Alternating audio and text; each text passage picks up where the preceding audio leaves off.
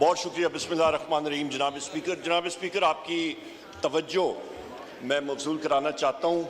Article 16 constitution का kindly ज़रा आप पढ़ लीजिएगा मेरे साथ, और बाकी मेंबर्स को भी मैं पढ़ाना चाहता हूँ। आर्टिकल 16 जनाब स्पीकर कहता है, every citizen shell have the right to assemble peacefully and without arms, subject to any reasonable restrictions imposed by law in the interest of public order. जनाब स्पीकर, अभी मेरे फाजल दोस्त यहाँ पे जमशेद दस्ती साहब ने बात की।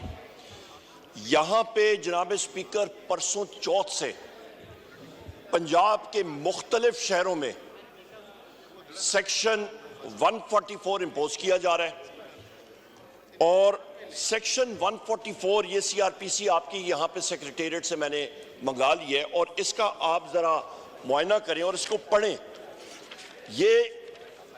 ये आपके मुख्तलिफ चीज़ें पूरी करनी होती है, कंडीशनैलिटीज़, उसके बाद इम्पोज होता है। यहाँ पे former chief minister, care taker chief minister Punjab, illegal care taker chief minister Punjab मौजूद है, जो कि गैबाना तौर पे इंडिपेंडेंट इलेक्ट होके आ गया। होता नहीं है, पर पता नहीं कैसे हुआ। पर जनाब स्पीकर, मैं आपसे ये अर्ज करता चलूं कि इस वक्त मेरे पास ये मोबाइल फोन्स पे नौशहरा विरका NA81 गुजरांवाला में लेके पूरे पंजाब में इस वक्त पुलिस फोर्स इतनी भारी नफरी में आई है, सिर्फ पीसफुल असेंबली रोकने के लिए। यहां पे PMLN या कॉल करे या कोई फंक्शन करे, या तो सियासी पार्टी, या तो आप ये हाउस डिसाइड करे कि पाकिस्तान एक डिक्टेटरशिप है, पाकिस्तान एक जमहूरी निज़ाम नहीं है, यहां पे कोई जमहूरियत नहीं है, यहां पे सिर्फ मुस्लिम लीग नून की डिक्टेटरशिप है, और हमें एक नया हिटलर शहबाज शरीफ के शक्ल में मिला है, और हिमलर जो है वो मोहसिन नकवी मिला है। ये हम लोग या डिसाइड कर लें तो फिर तो दूसरी बात है। पर जनाब स्पीकर, यहाँ पे जितने हमारे साथी हैं लाखों वोट लेके आए हैं, हम लोग इसकी मुज़ामत भी करते हैं, और फिलफोर इस हाउस से इंस्ट्रक्शंस जानी चाहिए पंजाब की इंतजामिया, और बिलखसूस मैं ये बात यहाँ पे बात करता हूँ, इसको आप हज़फ करें या जो भी मर्जी करें, जो पंजाब का IG है वो एक टाउट है, वो करप्ट आदमी है डॉक्टर उस्मान। वो क्लियर कट बात मैं करता हूं। ये टाउट लफ्ज को हम एक्सपेंस करते हैं। मैं, आप जो मर्जी करें स्पीकर साहब, पर मैं ये बात मैं क्लियर कट, क्योंकि ये दिल से बात आ रही है। उस शख्स ने अपना, मेरा ख्याल है, आखिरत भी खराब किया, और लोगों के खिलाफ जो जुल्म जबर होता रहा है। पंजाब पुलिस एक पुलिस फोर्स नहीं रही है, वो पुलिस फोर्स से मर्सनरी फोर्स में डॉक्टर उस्मान और इस शख्स मोहसिन नकवी के किए हुए करतूत की वजह से बनी है। एक डिसिप्लिन फोर्स से इनडिसिप्लिन फोर्स बनी है, और सानिया भावल नगर वो इसी वजह से हुआ है कि वहां पे बगैर वारंट्स के एक घर में गए, और वहां पे जिस वक्त उन्होंने रेड किया तो IG ने कहा, और यहां के ख्वाजा आसिफ ने फ्लोर ऑफ द हाउस पे कहा कि जनाब यहां पे बगैर वारंट के रेड हुए। तो हमारे घरों में ये सारे यहाँ पे जो लोग हैं, यहाँ पे क्या पंजाब पुलिस फोर्स और बाकी पुलिस फोर्सेस आके हमारे घरों में गुलदस्ते लेके और वारंट फ्रेम करके आते थे?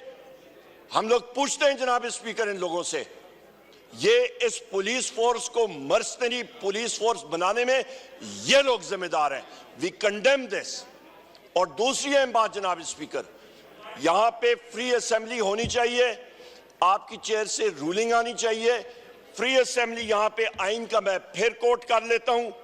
और दूसरी अहम बात, भावल नगर में ये एग्जाम्पल बनती है कि जिस वक्त पुलिस फोर्स किसी घर में बगैर वारंट के जाए और पुलिस गर्दी करे, तो 50-100 आदमी इकट्ठे करके तो उनकी धोबी पटकार या धोबी दुलाओ और डड्डू परेड कराएं तो वो सुधर जाते हैं। क्या ये मैसेज उन्होंने दी है? जनाब स्पीकर, उस इंसिडेंट का मैं फिर फ्लोर ऑफ द हाउस पे बात करता हूं, भावल नगर इंसिडेंट का, वहां पे आपकी जुडिशियल इंक्वायरी होनी चाहिए, और उसके साथ साथ आज के हवाले से और उसके सामने और जनाब स्पीकर, आज फिर मैं रिपीट करता हूं, पूरे पंजाब में रात से रेड शुरू है। We condemn that, we condemn this. Order in the house. आप तशरीफ रखें अपनी सीटों पे। और इसका जनाब speaker, we condemn this. Immediate ये पुलिस गर्दी खत्म हो। हम लोगों ने हमेशा पीसफुल असेंबली की है और ये चीज जो है काबिल कबूल नहीं है।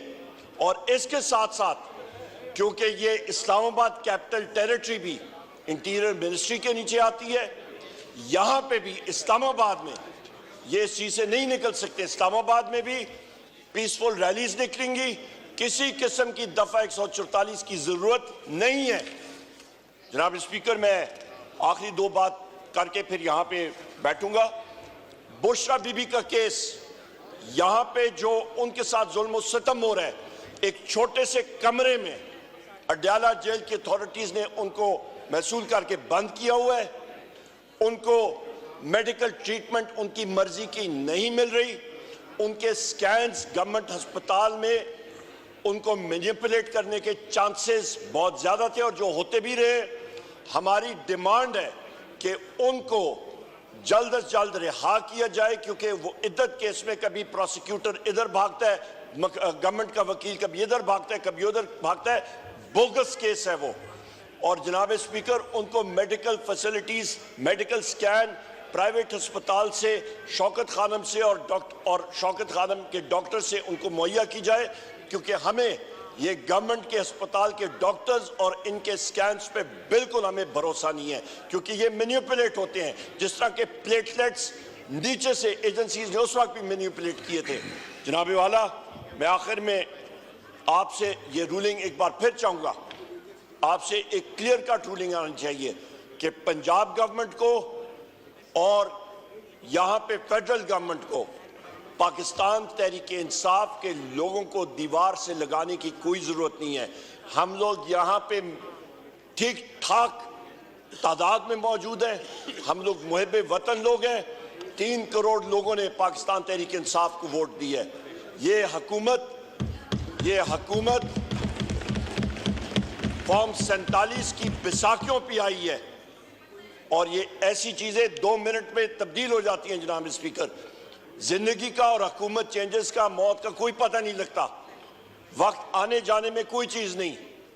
जनाब स्पीकर, मैं इसीलिए आपका गुजारिश करूंगा कि प्लीज आपकी क्लियर कट फॉर डेमोक्रेसी ये रूलिंग जो है ये क्लियर कट है। अभी जमशेद दस्ती साहब ने बात की थी, यहाँ ये जमशेद दस्ती साहब यहाँ पे मौजूद हैं। यहाँ पे हमारे मुख्तलिफ साथी सारे पंजाब के मौजूद हैं। उनके हलकों में अभी ये जब जाएंगे तो इनके पीछे जनाब स्पीकर अरेस्ट के लिए पुलिस तैयार होगी। लिहाजा डिग्निटी ऑफ द हाउस आपने प्रोटेक्ट करना है। बहुत शुक्रिया जनाब स्पीकर।